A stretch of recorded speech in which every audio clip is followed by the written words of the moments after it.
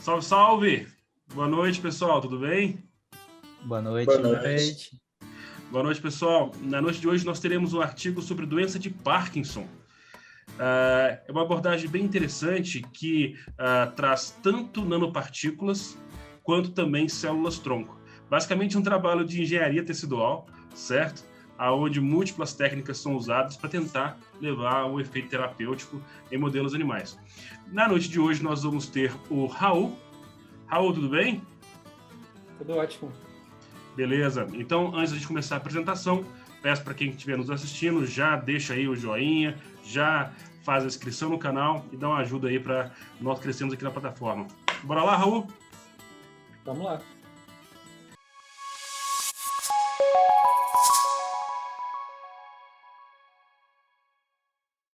Boa noite, pessoal. O título do artigo de hoje é Nanopartículas de óxido de ferro revestidas de dextrano melhoraram os efeitos terapêuticos das células-tronco mesenquimais humanas em um modelo de Parkinson em camundongos.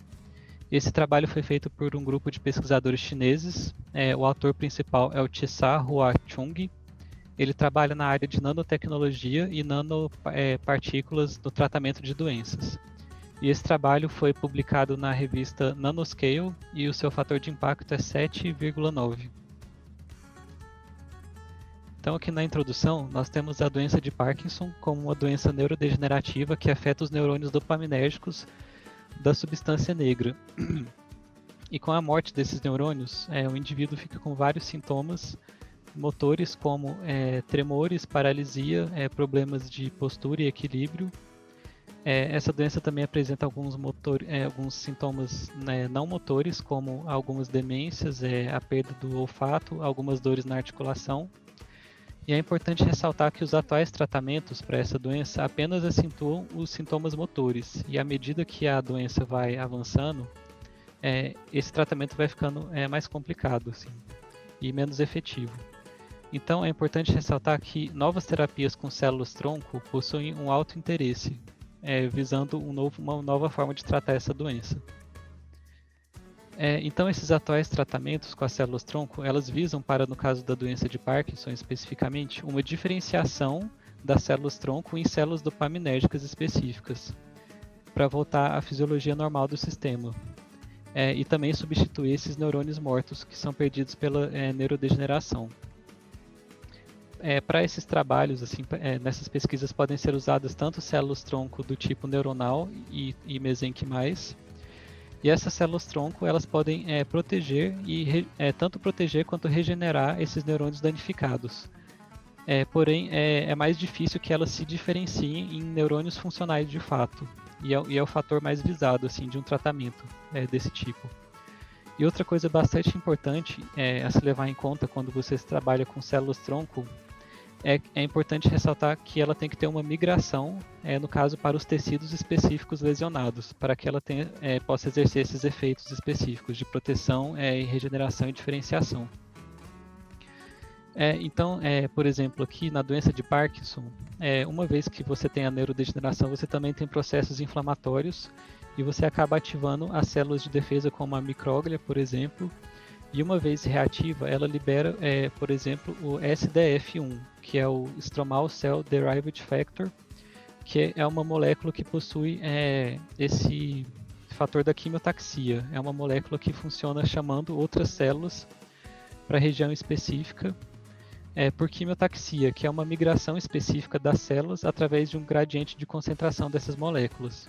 E é um mecanismo que várias células do nosso organismo fazem para chegar nos tecidos específicos e exercer as suas funções. Então, nesse trabalho, os pesquisadores utilizaram também, além das células-tronco, uma marcação específica com nanopartículas de óxido de ferro que foram revestidas com dextrano, que é um polissacarídeo, um polímero. E essa associação está relacionada com a ativação desse tropismo dessas células mesenquimais humanas.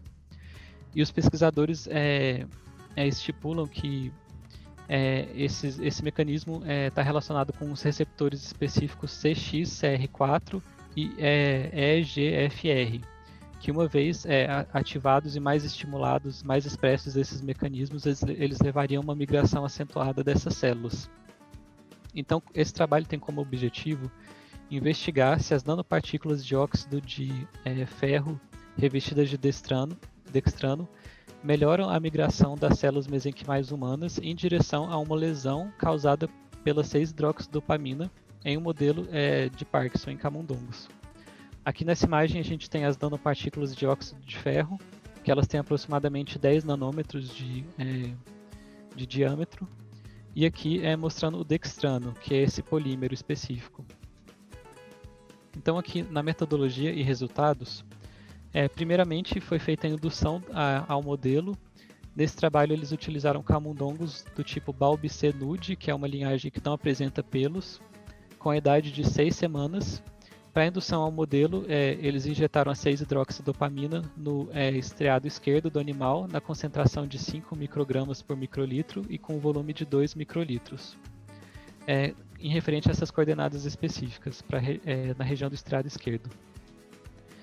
Essas células mesenquimais humanas, células-tronco, elas foram obtidas através de medula óssea de doadores, e elas foram mantidas em meios específicos de crescimento para manutenção dessas células, como o DMEM e o FBS, o soro fetal bovino. E nesse trabalho, o grupo de células mesenquimais humanas associadas à nanopartícula vai ter esse asterisco aqui na identificação das figuras e tal, que são as células mesenquimais humanas associadas às nanopartículas de óxido de ferro e dextrano. Então, depois de 3 semanas de indução ao modelo para o desenvolvimento dessa lesão específica no estriado, após 3 semanas foi feito o tratamento desses animais com as células-tronco e elas foram injetadas no ventrículo direito desses animais. Foram injetados 5 microlitros do PBS com essas células-tronco ou as células-tronco com nanopartículas nas coordenadas específicas do ventrículo direito. Então foram feitos 4 grupos que vão ser trabalhados, que foram trabalhados nesse artigo, que é o grupo controle, que recebeu apenas veículo no estriado e PBS no ventrículo direito, o grupo que recebeu 6-hidroxi no estriado e foi tratado com PBS no ventrículo, os 2 grupos que receberam 6-hidroxi no estriado e foram tratadas com as células-tronco e células-tronco mais nanopartículas no ventrículo. Para avaliar essas alterações motoras, foram feitos 2 testes de comportamento após 2 semanas desse tratamento com essas células. O primeiro teste foi o comportamento rotacional em resposta à apomorfina, em que se foi aplicado 0,5 mg por quilo de apomorfina por via intraperitoneal no animal. E aí, essas rotações que eles apresentam foram contabilizadas por 30 minutos, as rotações referentes ao dano no estriado. E também foi feito o teste do RotaRod, que é esse cilindro automatizado que fica girando a uma velocidade constante e que uma vez com o animal em cima desse cilindro, você mede a latência que o animal leva para cair. Então, os primeiros resultados que nós temos aqui foram feitos 2 grupos também. O grupo que recebeu a injeção intracerebral das células-tronco e o outro grupo que recebeu a injeção intravenosa, que eles falam apenas aqui na descrição dos resultados mesmo. Aqui no gráfico A, na imagem A, nós temos os resultados da rotação por apomorfina. O grupo controle, como esperado, não apresentou nenhuma rotação, nenhum número significante de rotações, porque o estriado não estava lesionado. O grupo lesionado apresentou um número mais alto de rotações e os grupos tratados com as células-tronco tiveram uma recuperação, ou seja, apresentaram um número menor dessas rotações, sendo que a associação com a nanopartícula teve um número menor ainda, o que reflete diretamente a esse dano no estriado, que consequentemente vai ser menor nesse grupo. Aqui no teste do RotaRod, os animais controle apresentaram uma latência média de 100 segundos até a queda, e os animais lesionados apresentaram uma média menor dessa latência, e o tratamento com as células-tronco aumentou de forma significativa essa latência, ou seja, os animais tratados conseguiram se manter por mais tempo, né, no aparato do RotaRod. Agora, com o grupo que recebeu a injeção intravenosa das células-tronco, no gráfico B aqui, a gente tem um resultado bem semelhante com o gráfico A, por exemplo, o mesmo padrão, com a redução, com o tratamento das células-tronco reduzindo o número de rotações. Porém, aqui no gráfico D, no experimento do RotaRod, o tratamento com as células-tronco não conseguiu recuperar essa latência dos animais controle. Ou seja, os animais se mantiveram o mesmo tanto de tempo que os animais lesionados com a 6-hidroxi. Aqui é a legenda da primeira figura. Então, após esses primeiros testes de comportamento, o próximo passo é analisar a lesão no tecido. Então, foi feita a análise de imunofluorescência de neurônios dopaminérgicos e das células que foram transplantadas. Então, logo após o comportamento, os animais foram perfundidos e o tecido, no caso o cérebro, foi coletado.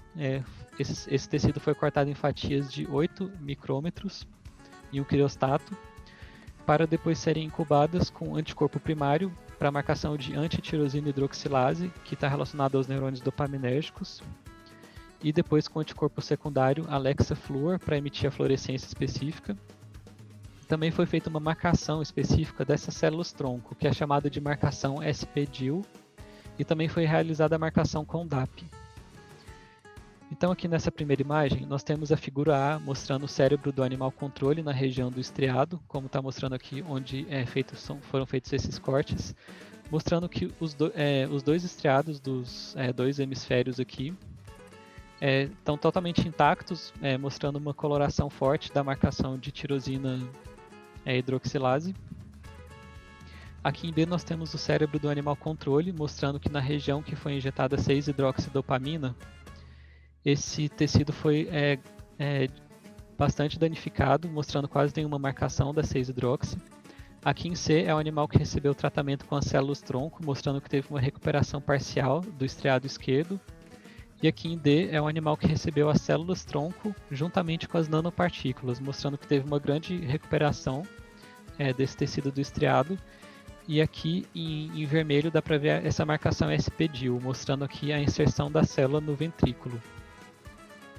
Aqui em E e em G é o mesmo cérebro que está em C aqui, só que na região mais posterior do estriado, mostrando aqui também que ainda tem uma lesão na parte mais posterior e mostrando aqui também uma região maior que tem essas células transplantadas, as células-tronco.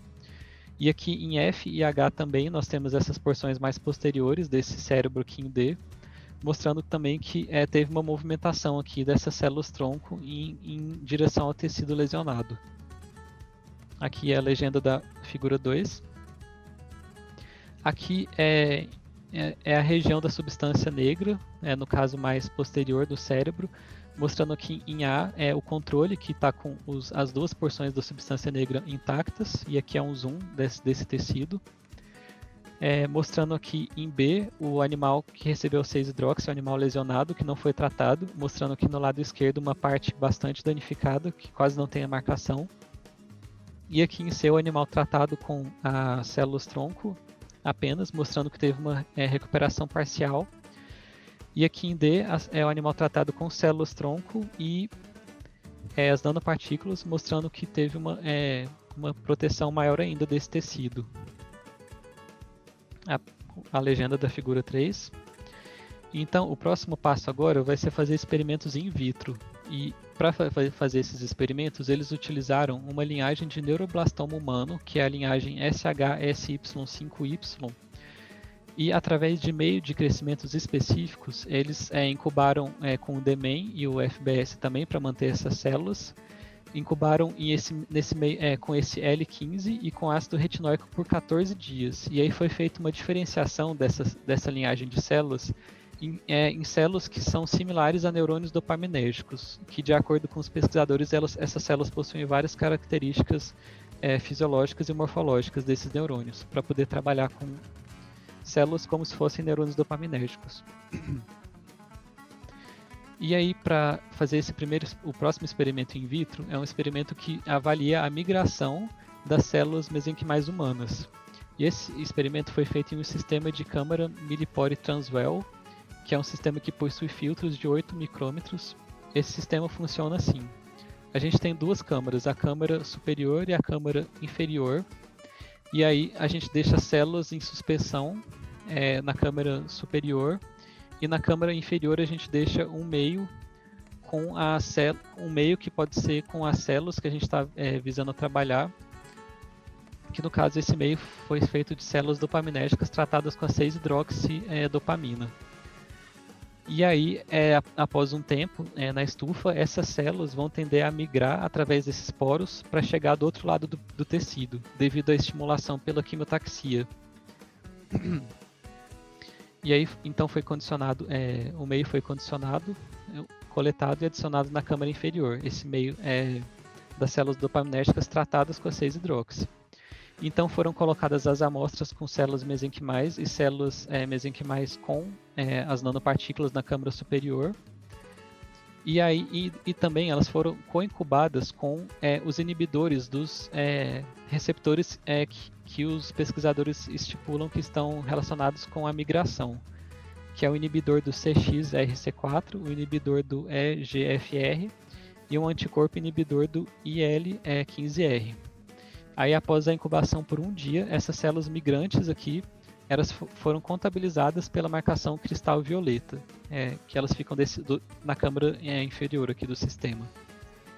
E também para esse experimento foi feito o procedimento de Western blotting para estudar a expressão desses receptores específicos relacionados à migração das células.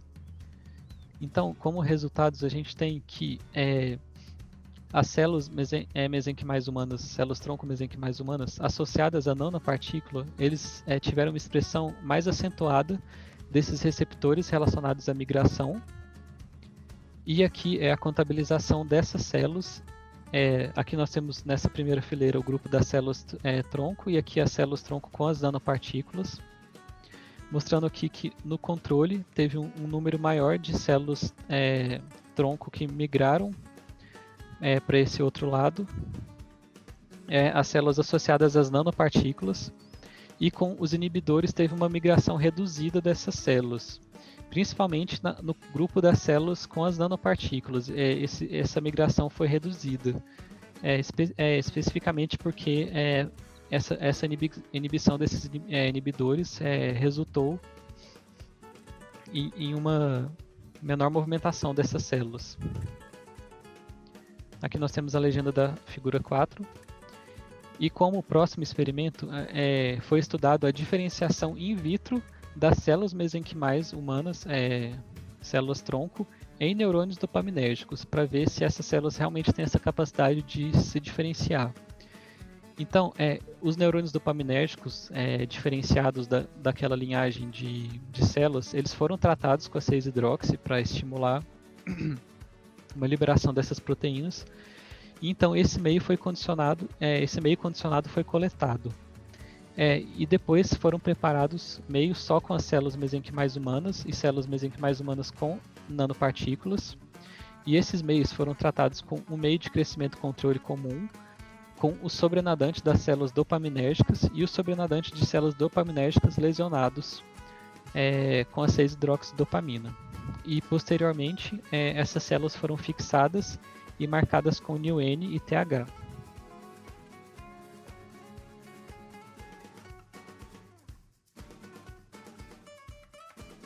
Então, nesses resultados, mostrando que o grupo das células mesenquimais humanas e aqui o grupo dessas células com a nanopartícula, com o meio de crescimento controle, elas não apresentaram muita diferença de morfologia. As células com as nanopartículas apresentaram um pouco mais de células e com uma diferença de morfologia bem quase imperceptível aqui. E mostrando aqui também que a marcação em verde é da tirosina, do NuN, e em vermelho é da tirosina hidroxilase.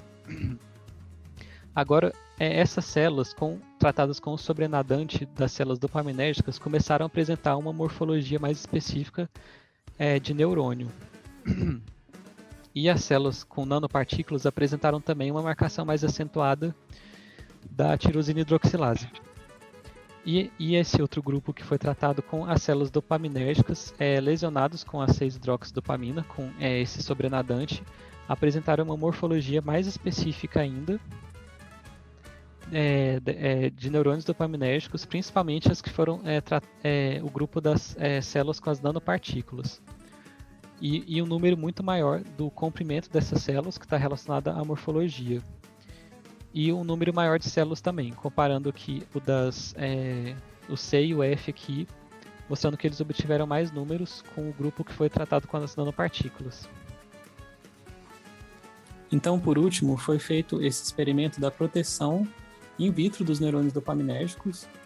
E esse experimento foi feito assim: eles pegaram os grupos as culturas de células-tronco e células-tronco com nanopartículas, e pegaram esse meio dessa cultura que foi coletado após 24 horas. E depois eles pegaram um meio de controle, eles pegaram as células dopaminérgicas e trataram com o meio controle, o meio das células mesenquimais humanas e o meio das células-tronco com nanopartículas, sendo que esses meios foram tratados com controle, com meio controle e a 6-hidroxi.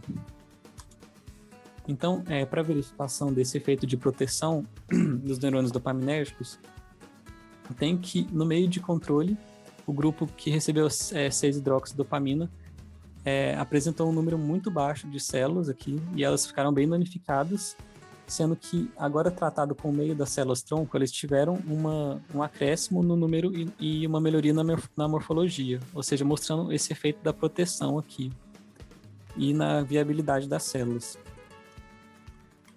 Temos a última legenda aqui. Então, como conclusão desse estudo, foi demonstrado que as nanopartículas de óxido de ferro revestidas com destrano podem melhorar os efeitos terapêuticos das células mesenquimais, células-tronco mesenquimais humanas, em um modelo da doença de Parkinson.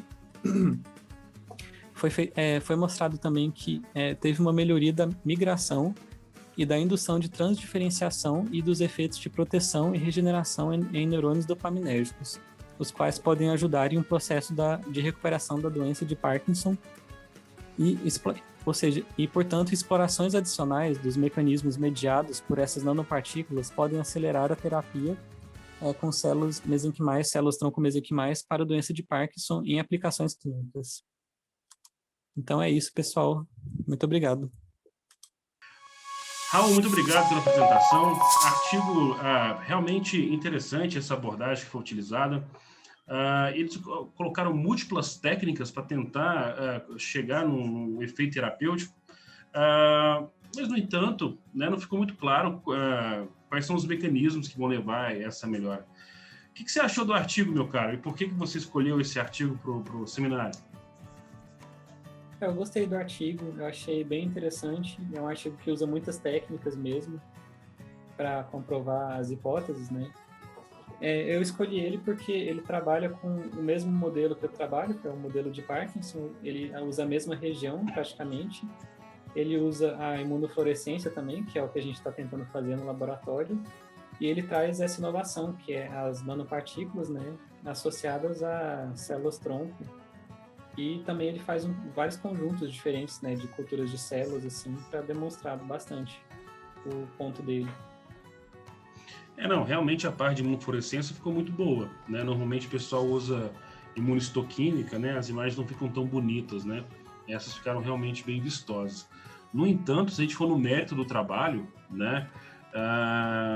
Assim, me pareceu mais um trabalho de engenharia do que um trabalho de ciência, sabe? Que é aquela diferença da física para a engenharia, né? A física é elegante nas suas equações, né? E a engenharia não está muito preocupada com elegância. Tem que funcionar, né? Funciona ou não funciona, né? Mas tem um ponto, professor, que eles colocam aqui na discussão, resultados, que eu estava tentando aqui entender, né? Eu lembro de ter lido o artigo e fiquei assim, gente, mas por que eles usaram isso aí? Tem um parágrafo que eles explicam que o motivo deles utilizarem é porque eles fizeram uma pesquisa com câncer e viram que colocar esse negócio de dextran em nanopartículas faz com que as células tumorais tivessem um tipo de tropismo. Sim, e que quando você coloca, você utiliza células tronco para terapia de câncer, você aumenta o tropismo dela com essa Dextran? Eles falaram, então vamos fazer célula mesenquimal em algum modelo de cérebro aí. E aí surgiu. Pois é, né, cara, mas assim, eu acho que isso coloca mais a favor do argumento que eu tô defendendo, né? Que assim, tipo, de onde você tirou essa ideia para fazer isso, né? Tipo, não, porque funciona, entendeu? Toca pro mato, mas depois a gente descobre por que tá desse jeito. A questão é que você tem que olhar o seguinte, ó, primeiro, ele usa um camundongo geneticamente manipulado, que é um animal que ele é imunossuprimido. Tudo bem? Por isso que ele é pelado, esses camundongos nu. Por quê? Porque se você for aplicar qualquer célula derivada de seres humanos num camundongo, essa célula vai ser rapidamente atacada e eliminada.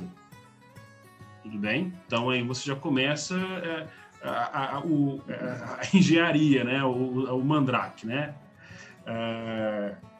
Palavra de brasileiro, né? A gambiarra, né? Então já começa aí. Aí você continua, beleza. Nesse modelo, a gente sabe que um dos problemas desse modelo que a gente observa na literatura e aqui no laboratório também, é que um dos problemas dele é que o componente de neuroinflamação nesse modelo é muito forte. Então o tecido precisa ficar inflamado para você observar depois as lesões e também o comportamento motor alterado. Só que na fisiopatologia da doença de Parkinson, o que você tem é um acúmulo de alfa-1-cinucleína que vai levando à degradação desses neurônios. Então você não vê isso nesse modelo. E o que a gente sabe? A gente sabe bem descrito já falamos aqui em seminários anteriores, que células-tronco, por liberar esses fatores tróficos, certo? Acabam gerando um processo de modulação da inflamação. E por isso que ela é benéfica em modelos de isquemia cerebral, em modelos de Alzheimer e também provavelmente aqui. Agora, na hora que ele pega, além de pegou o animal nu, a célula-tronco de humano, e aí ele vem com a nanopartícula, aí você fala assim, beleza, mas por que a nanopartícula? O que essa nanopartícula está fazendo com essa célula que está levando a uma melhora nesses efeitos? Rafaela, o que você acha? Eu gostei do artigo, Mauro, mas realmente, quando a gente vê os efeitos, né, que ele fez aqueles comportamentos com o animal, eu não vi assim, uma diferença expressiva entre o uso da nanopartícula e o uso das células-tronco, entendeu? Realmente eu não vi, acho que não foi expressivo ali. Eu acho que nem teve diferença significativa, Raul, entre o uso de célula mesenquimal, porque assim, no gráfico é bem discreto, né? Pode ser que tenha tido, mas é bem discreto, mas eu também não vi assim, diferença significativa no modelo animal, né? Que ele mostra lá os. Mas é legal, o trabalho é bem interessante, né? As figuras são bonitas, a técnica é muito legal, mas realmente eu não vi, assim, resultado expressivo do uso no modelo animal, entendeu, Mauro? Sabe o que me Você chamou viu, né? Que tem uma maior migração, né? Ele mostra e tudo, mas eu também não me convenceu. O que me chamou bastante atenção nesse gráfico foi que o número de animais em cada um dos grupos é bem diferente. Então, ali no grupo controle tem, acho que, 6 ou 7 animais. No grupo que dá 6-hidroxidopamina tinha 12 animais, né? Então, você vê essa discrepância, né? E toda vez que você... Grande. E uma variação gigante. Vocês acharam muito discreta a diferença? Com o uso da nanopartícula, deu uma forçada, né, no resultado. Com o uso da nanopartícula e sem a nanopartícula. Então... E assim, professor... Mas é muito válido o trabalho, com certeza. Mas assim, eu não vi no modelo animal muita diferença, entendeu? Então, até que na latência, né, que não tem diferença nenhuma, né, no uso de nanopartícula só com a 6-hidroxidopamina, né, o tempo que ele fica lá em cima, não teve diferença, entendeu? Então, eu achei bem forçadinho esses resultados no modelo animal. Mas eu acho que não tira o mérito do trabalho, entendeu? É muito legal a técnica e tudo, mas talvez no modelo tenha que, né, ser feito mais coisa, porque eu achei que realmente no modelo, para mim, não foi expressivo o uso da nanopartícula, a diferença. Perfeito. Bruno? Eu ainda ia falar sobre o negócio do mecanismo, porque eu senti que a escrita deles tentava revelar mais do que o modelo e os resultados estavam mostrando. Porque, igual, outra parte que eles falaram por exemplo, o que um outro estudo, eu não sei se deles ou de algum outro grupo de pesquisa, falou que um dos possíveis motivos, mecanismos de você colocar Dextran e melhorar o direcionamento de migração é o aumento de 2 receptores, é o EGFR e o CX, deixa eu ver aqui o que tá, CXCR4. Mas eles não analisaram isso.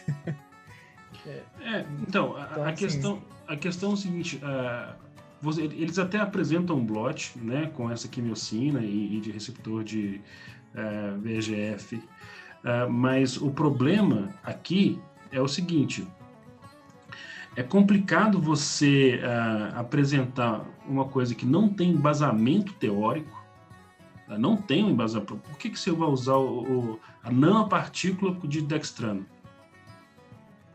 Certo? Você não tem um embasamento teórico para fazer isso. Assim, mas é um polímero que vai se ligar na célula, vai fazer o quê? E aí você pega algo que não tem um embasamento teórico e aí você fica buscando alguns eixos fenomenológicos, seja um receptor que vai controlar, por exemplo, a resposta à quimiocina ou resposta a algum fator de crescimento, mas você também não trabalha a via. Então, se você quer fazer uma análise exploratória, faz a análise direito. Você pode usar transcriptoma, você pode usar proteoma, certo? Você pode... não, vou focar em vias de inflamação. Então, foca numa coisa só e vai. Mas, assim, eu acho complicada essa ideia de, se nós temos nanopartículas e células-tronco no laboratório, vou misturar para ver o que dá, sabe? Eu acho que às vezes... Porque às vezes dá uma coisa interessante, de fato, sabe? Tudo bem, mas é porque, pelo menos quando apresenta um resultado, e esse resultado tem que ser mais do que discreto, né, Rafa? Para você apresentar alguma coisa, tem que ser, principalmente para justificar a utilização de animal. Mas se você vê um resultado que ele é mais do que discreto, então pelo menos avança no estudo do mecanismo de ação. Porque pelo menos você vai dar para as pessoas um certo indicativo, né, de qual a razão dessa construção que você fez, tirando partícula de dextrano com óxido de ferro ferroso, não é isso? Oxide iron, não é isso? Por que óxido de ferro? Por que essa construção com óxido de ferro e dextrano gerou uma melhora? Com certeza, inócua para a célula tronco ela não é. Alguma coisa ela está fazendo. O quê? Porque se você soubesse o que é, talvez fosse mais barato você utilizar um fármaco ou uma ferramenta de biologia molecular do que você usar a nanopartícula, que é caro para produzir. E não é sempre que funciona, né? Mas e aí, Gustavo, o que você achou do artigo? Eu achei o artigo interessante, porém eu bato nos mesmos pontos, né? Quando eu vi o resultado também do comportamento, assim como a Rafaela, eu vi que eles apresentaram resultados bem discretos, e eu reparei nessa questão do N também, parece que eles deram uma forçada ali para dar uma significância, né? A gente fica meio assim, poxa, mas será que precisava fazer isso mesmo e tal? Porque assim, eles poderiam ter mostrado até um resultado discreto no comportamento, como o senhor falou, mas ter aprofundado em outras coisas, né? Relacionar essa via e o efeito dessa nanopartícula, porque realmente eu fiquei procurando a ligação, né? Entre essas coisas, entre as células e a nanopartícula. Ou se eles escolhessem só trabalhar com as células, né? Fazer só a inoculação das células e ver o papel das células naquela reconstrução da lesão, naquele reparo da lesão, né? Então achei que eu realmente bato nesses pontos, mas assim, não deixei de ser interessante pelas técnicas que ele traz, né? Ainda fiquei impressionado também com a espessura do corte que ele fez da Imuno, né? De 8 micrômetros, eu realmente achei bem interessante assim, mas foram esses pontos também. É aquele negócio, quanto mais fino você cortar, assim, a tendência é que você consiga uma imagem melhor, certo? Principalmente para imunofluorescência. Então, você consegue melhor nitidez no microscópio de fluorescência. Isso é importante, porque se você não tiver um confocal, te ajuda. Agora, eu particularmente, minha opinião sobre esse trabalho, para mim é um trabalho esquisito, certo? É um trabalho, assim, que tem muita técnica legal, tem muita técnica bacana, certo? Mas, assim, basicamente um trabalho fenomenológico. E só foi publicado na Nanoscale, que é uma revista de impacto 7, se eu não me engano. É isso, Raul? 6 ou 7? Quanto que está na Nanoscale? 7.9. Então, só foi publicado lá porque fez com o nanopartícula. Porque se não fosse com o nanopartícula, não passava de uma revista de impacto 2. Porque é um trabalho basicamente fenomenológico. Ele sai de lugar nenhum, certo? Para, sei lá, para lá de Bagdá. Então, assim, você não tem um efeito que ele é contundente no comportamento. Não é, assim, é visível, né, no tecido, tudo bem, mas eu ainda acho que faltou uma abordagem mais mecanística para falar assim, olha, isso aqui de fato é relevante. Por quê? Porque com base nesse artigo, o que a gente vai usar depois para citar esse trabalho? Só se você for usar a tal nanopartícula de dextrano. Porque qual via? Certo? Qual proteína?